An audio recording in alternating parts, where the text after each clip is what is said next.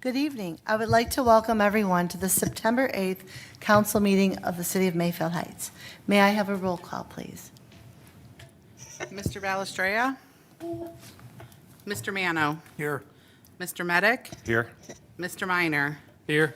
Mrs. Sabetta? Here. Mrs. Snyder? Here. Ms. Talbin? Here. Please join me in the Pledge of Allegiance.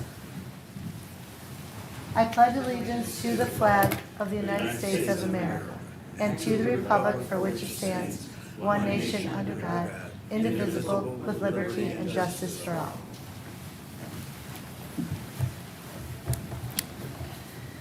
Next is the approval of the minutes from our June 23rd council meeting. I hope everyone's had time to read these minutes over. Is there a motion to approve the minutes? So moved. Moved by Mrs. Sabetta Second. and second by Mr. Medic. Are there any changes, amendments, or deletions to these minutes? All in favor signify by saying aye. Aye. Opposed? These minutes have been approved. We will now move to the approval of the minutes of the August 4th, 2025 Committee of the Whole meeting. Is there a motion to approve these minutes? Moved by Mr. Mano Second. and second by Ms. Talbin. Are there any changes or deletions to these minutes?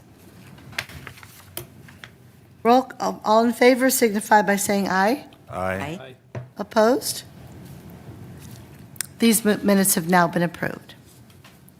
And lastly, we have the approval of the minutes from our August 4th special council meeting. Is there a motion to approve the minutes? Moved by Mr. Mano Second. and second by Mrs. Sabetta. Are there any changes, amendments, or deletions to these minutes? All in favor signify by saying aye. Aye. Opposed? And these minutes have now been approved. This time, does any council member have any correspondence or announcements?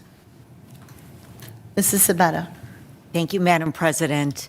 The Chagrin River Watershed will meet on September 23rd at 4 p.m.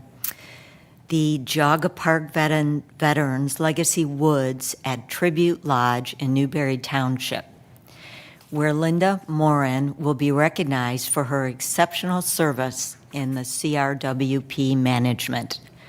And also, the CRWP will be announcing their new manager of finance and administration, Jana Nassif. There will be a tour of the recent completed restoration at Veterans Legacy.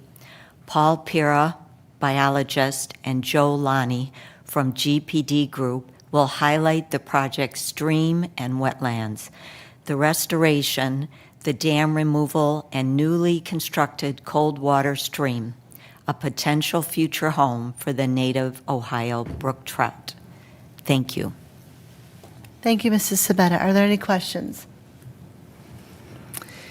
On Thursday, September 18th, the Cemetery Committee will be meeting at 8 a.m., and I'll report after we have that meeting. We will now move to reports of the officers, starting with the law director. No report, just very grateful for our summer recess, and we're ready to get back to work, but no formal report from the law department. Thank you. Director of Finance, Mrs. Scully. Thank you, Madam President. Just an update for everybody. We were awarded from the sewer district for 2026 $3 million for the Washington construction from their member community infrastructure program, MCIP program. We were also notified from Cleveland Water that they accepted both of our projects that we submitted for the fall semester. So we received approximately $287,000 for Marnell construction and approximately $1,353,000 for Washington. I am also working with GPD on submitting our OPWC loan for Washington. That is due on Thursday, September 11th. Department heads are working on their 2026 budgets. They are due to finance by September 23rd, and we will be presenting that to council for first reading on November 10th. I have no further updates unless there's any questions. Are there any questions for Mrs. Scully? It's good news. Thank you for sharing. We will now move to the department heads. Is there anyone here this evening that would like to be heard?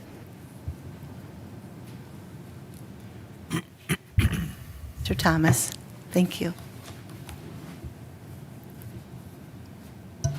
Good evening, everybody. I just want to go over some quick departmental stats, and if you have any questions, then I'll be more than happy to answer those. So as of today, from January 1st, the building department has issued 908 construction-related permits. Of those permits, 1,326 inspections have been completed. And we've had 475 contractor registrations. We've had 274 property maintenance cases opened. Our point-of-sale program, we had 167 applications to date, with 128 follow-up inspections on those. Our rental housing, we have 302 inspections conducted.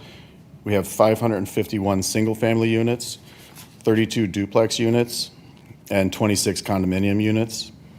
We have 22 apartment buildings with 4,635 units. And as far as rental license revocations go, we've had 61 in the past 8 years. So those are just some numbers of what the building department's been working on. If anybody has any questions, I'm more than happy to answer them. Other than that, I'll go sit down. Okay. Thank you. Any questions, Mr. Thomas? Okay, thank you.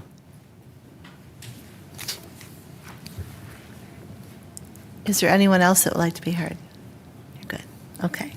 We will now move to reports, commissions, and boards, beginning with the Building Committee, Mr. Medic. Thank you, Madam President. I do not have a report for the Building Committee. Thank you. Thank you. Finance and Audit, Mr. Minor. I really don't have a report as of yet, but we did hold a meeting on August 21st just to review the city's quarterly financials as we've been doing. Financials are still strong in the city. There's a little bit of a slowdown, which could just be a part of timing when it comes to payroll taxes and salaries of the employees of the city. But outside of that, we're still looking good. Good. Thank you. Legislative Committee, Mrs. Sabetta. Thank you, Madam President. No report. Public Works and Service, Mr. Balestrea is not here this evening, so Mr. Minor, do you have a report? We have not met, so we do not have a report. Okay, thank you. Recreation and Parks, Mr. Mano. Thank you, Madam Chairman. Just a short thing here. The Recreation Department's fall and winter activity and living guide is live on the website and the Recreation Department Facebook page. Any questions, call 440-442-2627, and that's the report. Okay, thank you. Any questions for Mr. Mano? Safety and Transportation, Ms. Talbot. Yes, Madam Chairman. We don't have the minutes right now, but I'll give you the high points. It was over a 2-hour meeting. We had quite an agenda. On August 26th, the Safety and Transportation Committee met to discuss future capital budget requests for police and fire, review pay ordinance proposal from the police chief and the fire chief, and transportation and pedestrian safety-related items. As far as capital budget items, the fire capital budget, we discussed an ambulance. Although we just received a new ambulance, which was put into service recently, that was actually ordered in 2022. So it took 3 years for us to get that ambulance. So the status really on replacement is for our current 2005 ambulance that was discussed. 2 options were discussed, whether we would order a new ambulance in 2026 and probably get it in 28-29, or remount the current 2005, which could be a challenge, given that it's a 20-year-old, the way the box works and what has to be, would have to have extra fabrication for it to fit. And the cost savings would only be $60,000. We wouldn't get it faster, and our 2005 would continue to sit for another year in snow. We didn't think that was a good idea. So the committee recommended that we really purchase a new ambulance when we go to do that. The capital requests for police are 3 new police cruisers.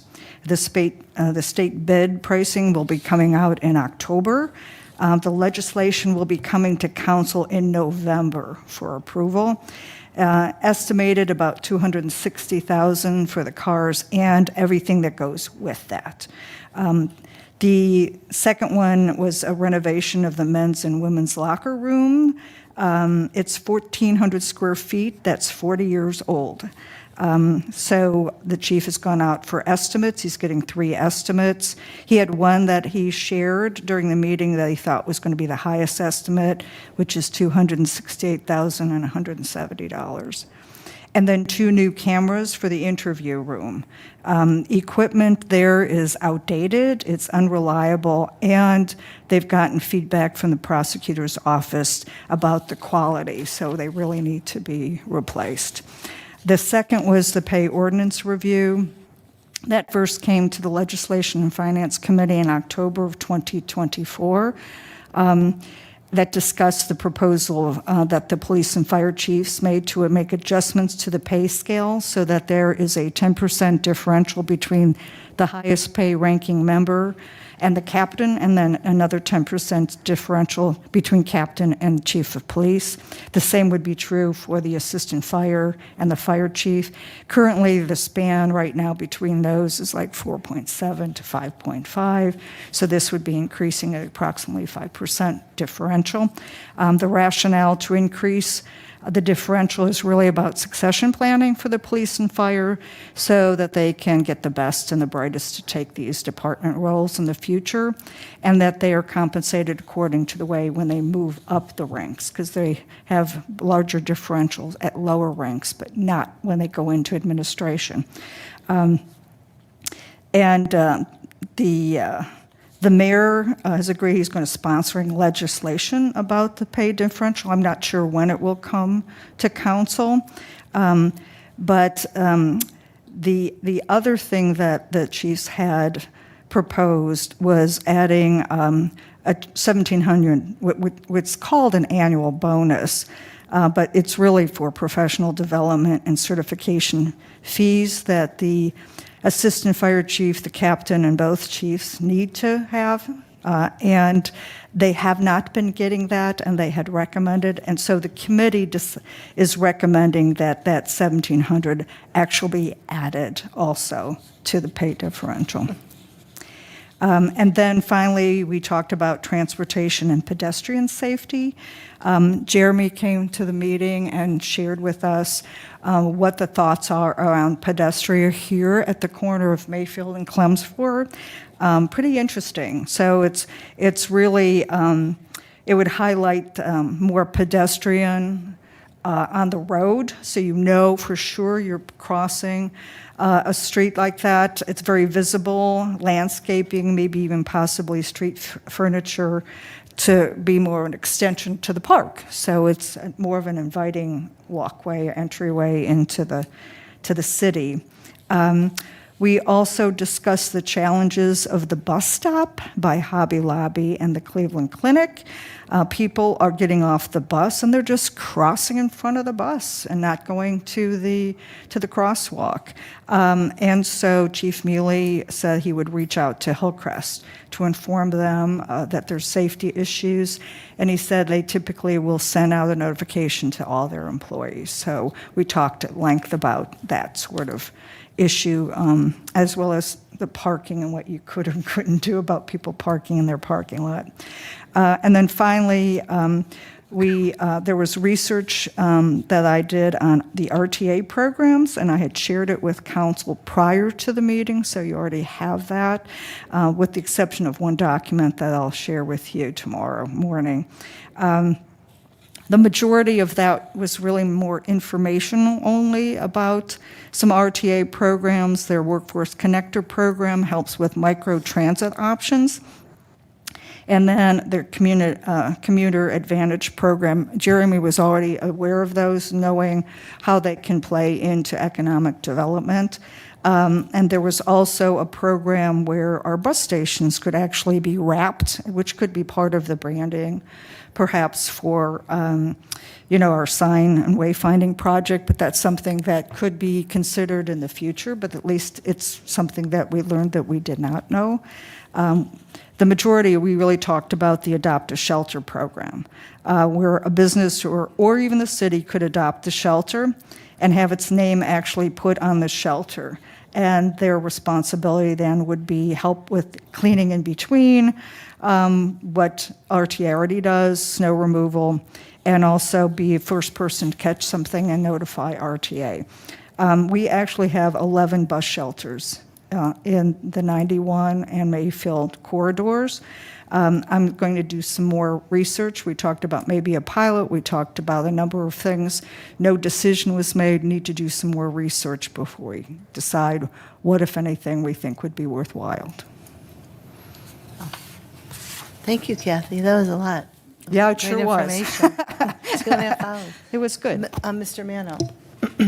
That was a very good report. On the thing on SOM with the buses, that is a dedicated right turn lane into the Hobby Lobby parking lot. And a lot of times, I've seen cars go into that and then realize that that bus isn't moving, and then they pull out into traffic Right. to go around it.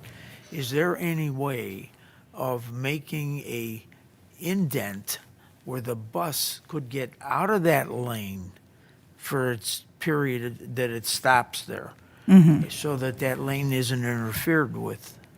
I don't know if that's something that RTA could handle or whatever, but that's not a good situation there when that bus plops there. Yeah. And it's an active lane, so. Yeah. I don't know if there's a way of handling that, but maybe Make a that's something note. to think about. Well, and I had talked to the mayor and I had spoke too in general about RTA, and he had said he's been wanting to move that somehow and have conversations. So I'm not, so we didn't talk about it in our committee because we knew that the mayor was, I don't know where he is in that process with RTA. What I did learn when I actually did research on the bus shelters, and I went and interviewed people on the bus shelters, which was quite interesting, and I learned from them that there used to be a stop. It was across from Hillcrest. I mean, so and even inside the back of Eastgate. So historically, it may have been other places. So that's kind of outside the scope of what we were looking at was existing bus shelters. But it is problematic. So we need to check in with the mayor to see where is he with that, because it's a whole different group of people that you have to deal with in dealing with either a new shelter or moving things or whatever. So, but we spent quite a bit of time talking about that intersection because it's very problematic. Okay, thank you. Yeah. Are there any other questions for Ms. Talbot? Okay, thank you. We'll move on to Board of Zoning Appeals, Mrs. Sabetta. Thank you, Madam President. The Board of Zoning will not meet tomorrow due to lack of applicants. Thank you. And lastly, we have on the Planning Commission, and Mr. Balestre is not here this evening. The commission was on summer recess and did not meet. However, there is a meeting scheduled for Monday, September 15th. All right. At this time, we will move to a special presentation. Tonight, we have Ms. Lidke from the branch manager of Cuyahoga County Library. She is here tonight to share resources and services that our local library has. Hello, everybody. Oh, Hi. not on, sorry. Here, let me get this in again. Oh, shoot. Okay, hold on here.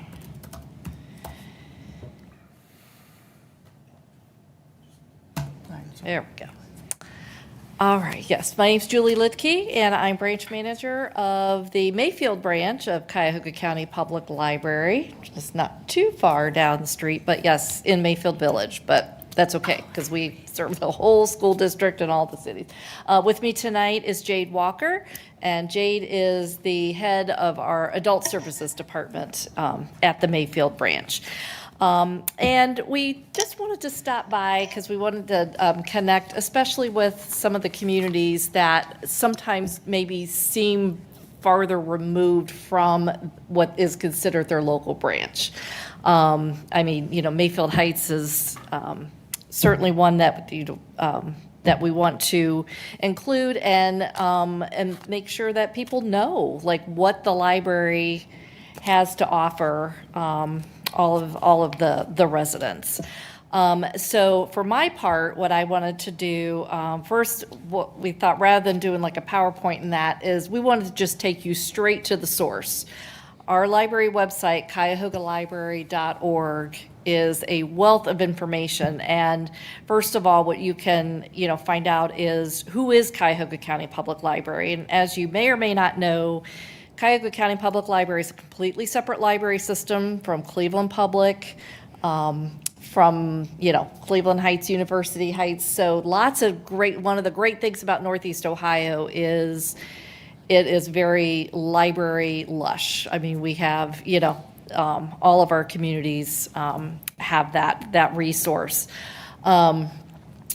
So for Mayfield especially, we actually, our library kind of serves 4 communities that make up the school district. But what we do like to tell people too, and I have heard, being branch manager, I get to get all sorts of feedback.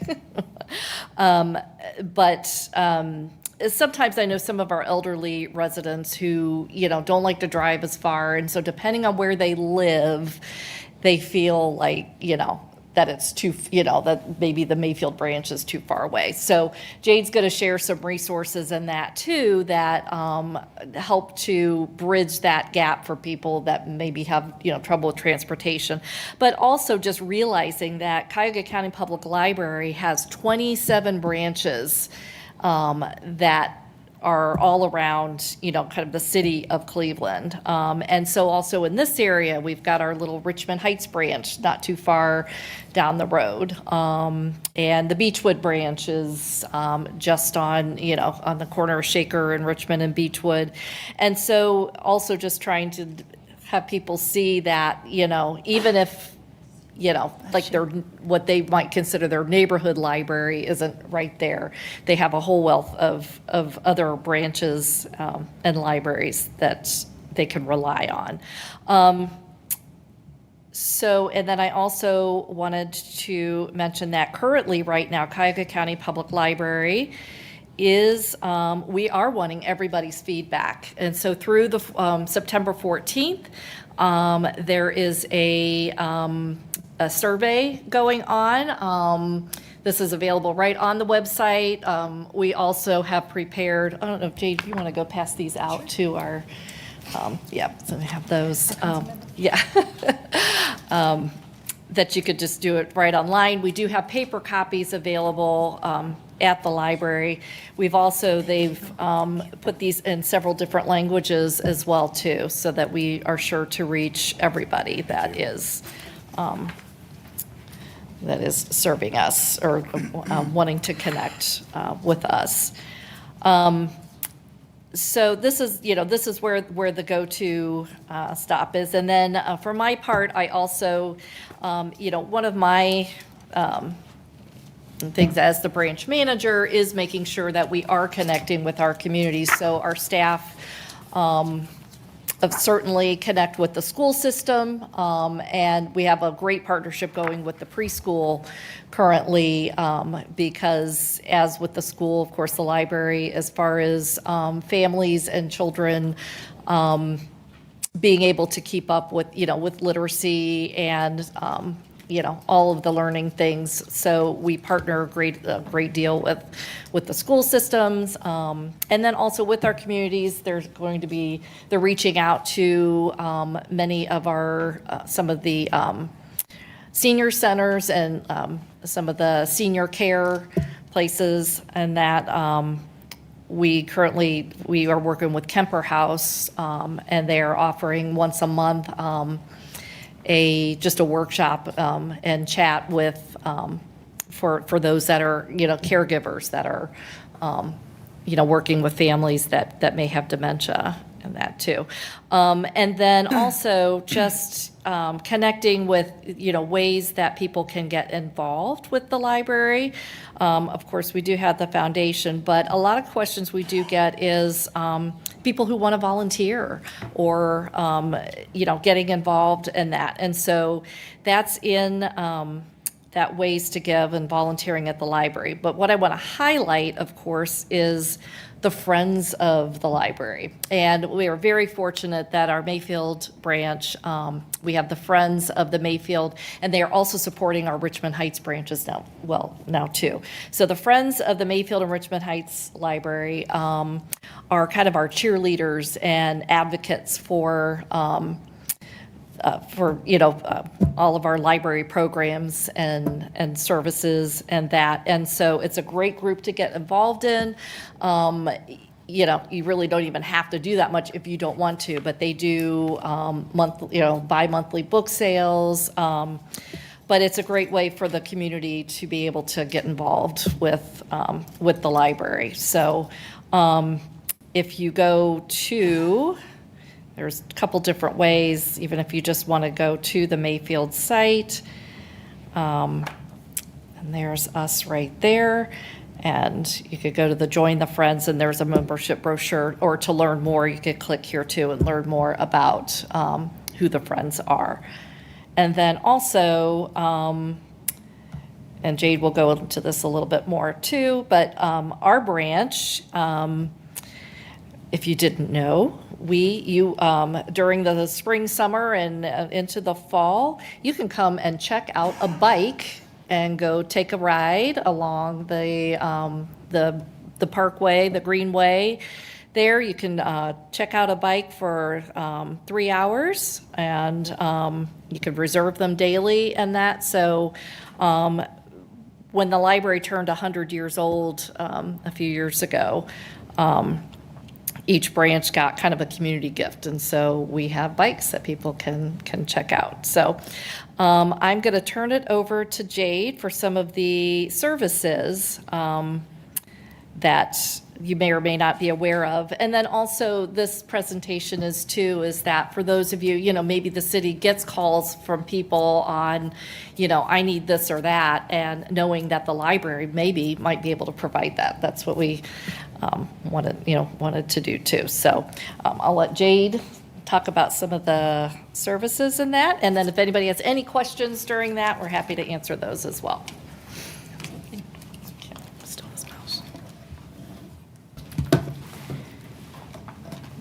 All right, hello everyone. I'm Jade, head of adult at the Mayfield Library. I won't take up too much of your time, but I'm just going to briefly go through this navigation bar up at the top here, just so people, our patrons, future / potential as well, kind of know what we have to offer. So this is the library website, which is just cuyahoga-library.org, and up here is kind of going to be the starting point for all of the different resources that we have. I'm just going to kind of go briefly across the top of it and hit on a couple of things. So this Read, Watch, and Listen one, I don't know about you, but I have like 900 streaming services, and if you ever want to whittle them down, this is a great and free place to start. We've got movies and TV that are free with your library card, Canopy, Hoopla, kids version of Hoopla for all those really, really brightly colored children's shows for the kiddos. We also have up here ebooks and audiobooks. For those who love ebooks and audiobooks, Libby is a really, really great resource, free with your library card. If you ever need help setting that up, we are happy to help you here at the library. We have digital navigators or just regular library staff is happy to sit down with you and get that set up. So you can use a phone, tablet, whatever you have to listen or read books directly from those electronic devices.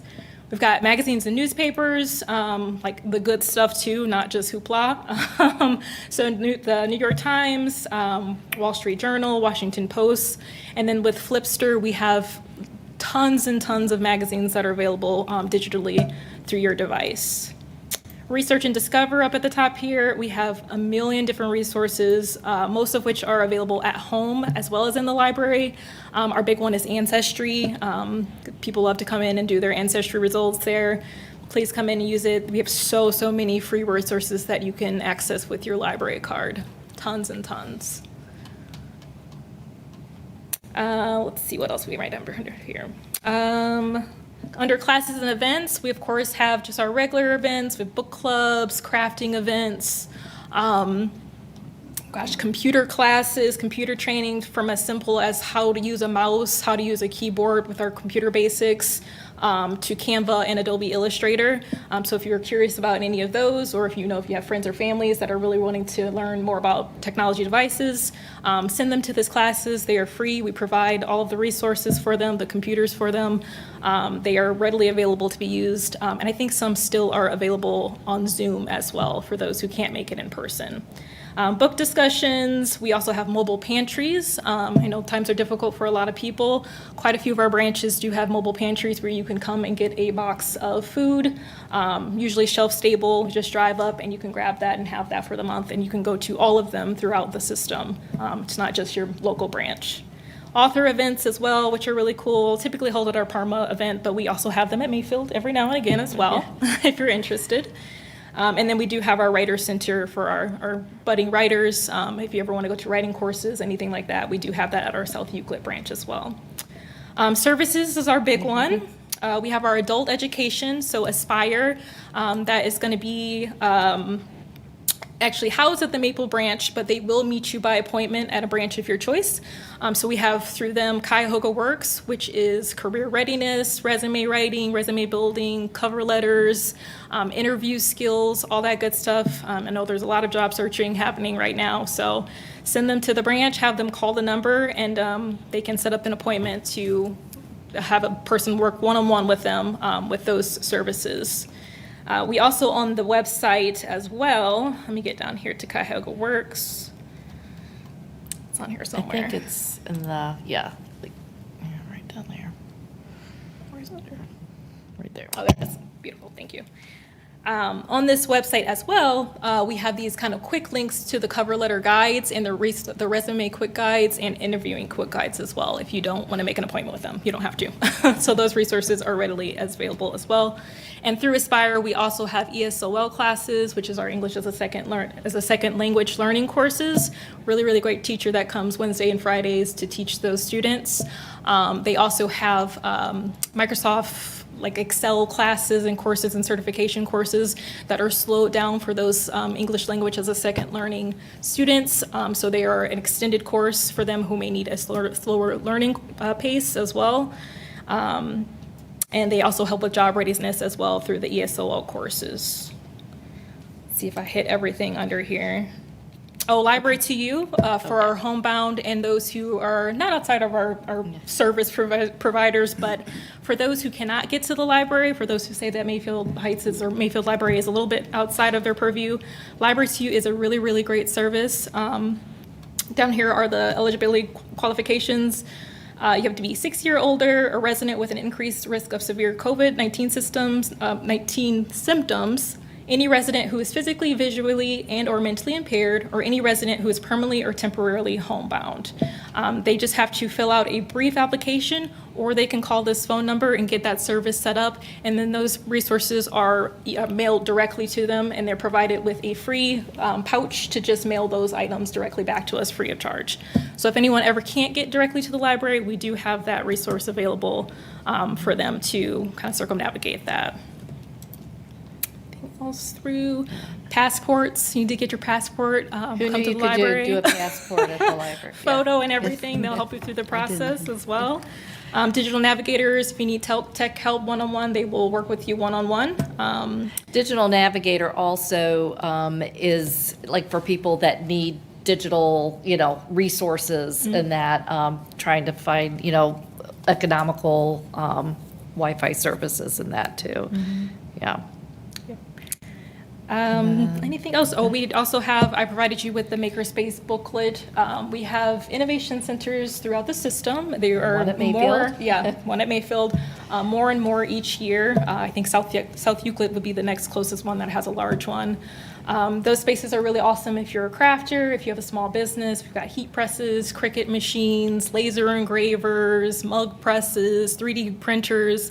Lots of really, really cool stuff. So you just have to do a brief orientation, free of charge, of course. Have a library card with us, and you can access those spaces. So you take an orientation at any Innovation Center space, you can access any of the Innovation Centers throughout the system. really, really cool spaces, and all of the spaces have different things that are provided in them throughout the system. And that's all in detail in those makerspace booklets. Anything else I'm hitting other than the normal, like meeting rooms, study rooms, Meeting rooms. Zoom rooms, if you ever have Zoom meetings, and you don't have a Zoom account, we have that as well. Yeah, you could actually check out a Zoom license. License. Yep. Yep, for the kids and families, we've got lots of literacy and learning resources available directly through the website.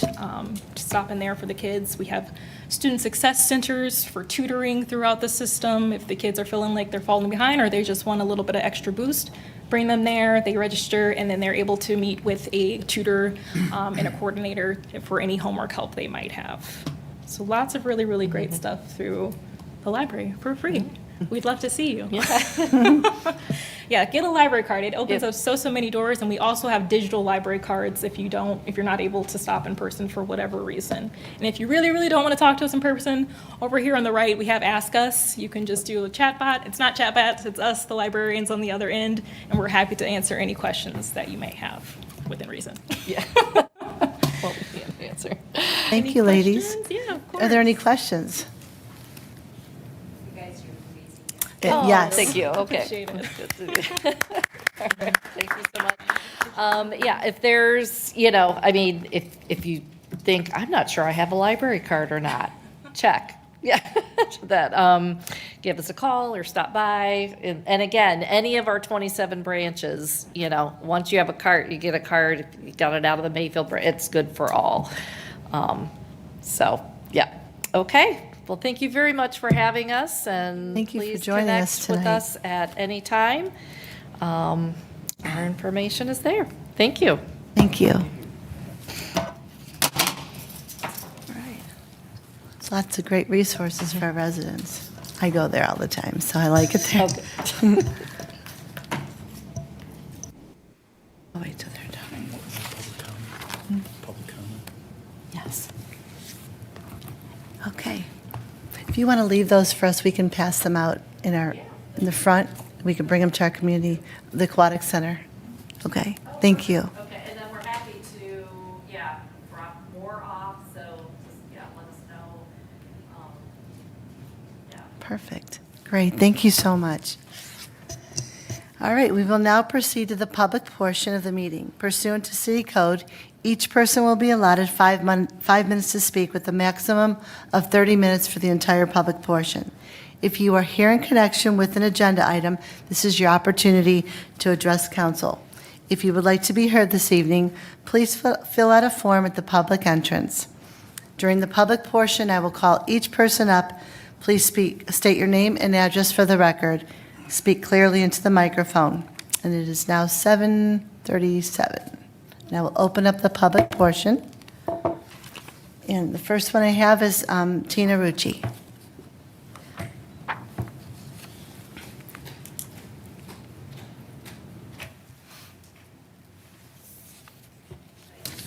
Yes, just press the button and then just speak into I'm just the- going to read it so That's that fine. it's quick. Just state your name and address. Okay, my name is Tina Rucci, and I live at 1181 Sunset Road.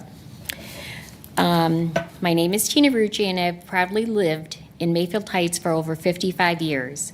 I currently live at 1181 Sunset Road. When I moved here, our community was known for its pristine landscapes and well-kept homes. Unfortunately, the appearance and condition of some of the properties has declined over the years, and it's disheartening to witness.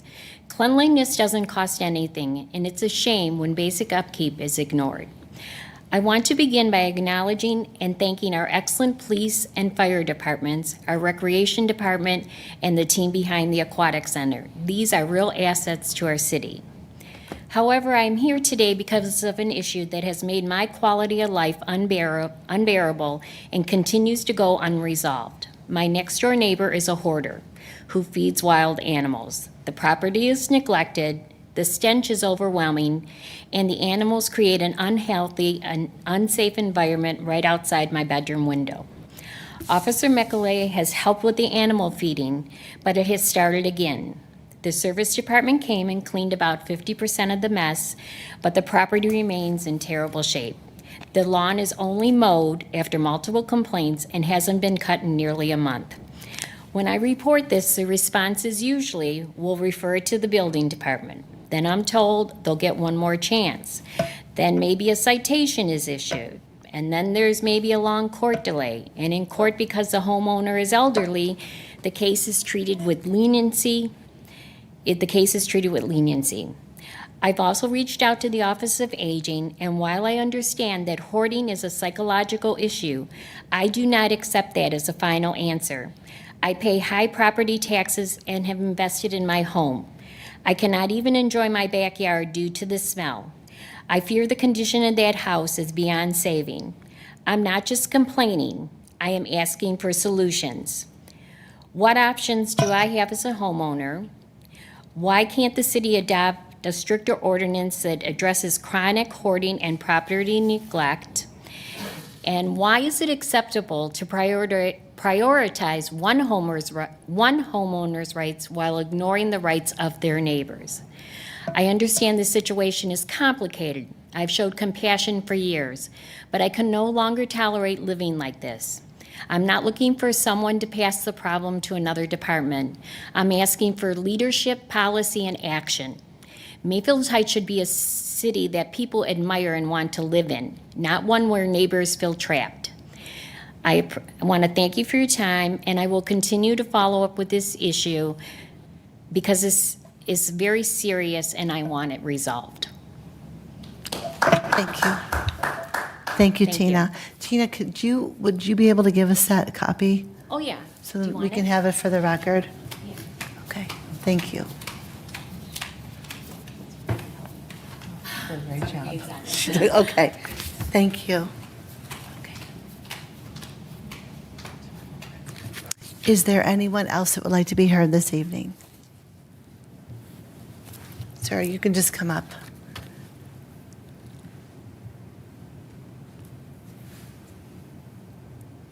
Just state your name and address for the record.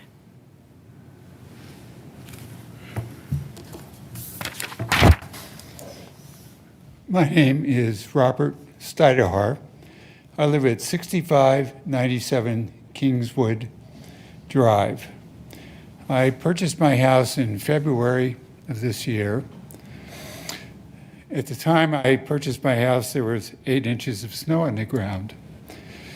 I did not realize until the springtime that I had moved next door to an extremely chronic hoarder, Mr. Andrew Pato, who has a long history with this city.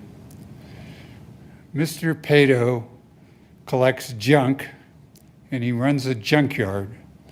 If you look up the definition of junk in the Ohio Revised Code and you visit his property, you will see that he qualifies as someone who maintains junk on his property. That is defined under the Ohio Revised Code as a junkyard.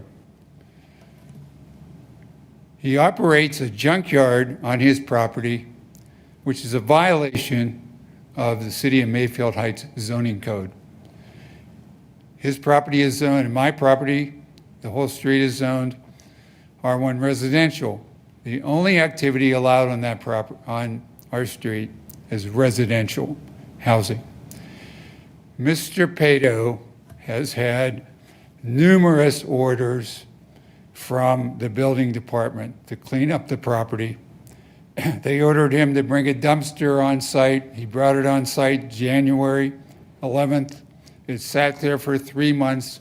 Not a single thing went into it. I finally complained. The company that owned it came and took it away. This man has a mental illness of hoarding. He is unwilling to get any kind of treatment. The city has been, I believe, extremely tolerant with this individual. In fact, the reason I was able to purchase my house, as the previous owner just got fed up fighting with the building department to try to get this property cleaned up. Not only is there junk everywhere, But the landscaping, he doesn't cut his lawn, he doesn't trim his bushes. He'll trim other people's bushes, he'll cut other people's lawns, but not his own. It is a total disaster, and I am fed up. Is my recourse to have to file a private action when there are city laws on the books to take care of this matter? This man should be charged with violations of the zoning code. He's operating a junkyard in a residential area. His house is a mess. It reduces my property value and that of the neighbors. I am here today to ask the city council to take steps with this man. Oh, and then finally, he hasn't paid his 2024 property taxes, not a penny. The treasurer has the ability to foreclose on this property. Now, he failed to pay a penalty tax in 2023. How long did it take the treasurer to refer the matter to the prosecutor's office? Not until this March of 2025. And the matter is simply sitting there.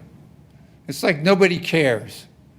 The guy's a scofflaw, the worst scofflaw in this city, and nobody cares.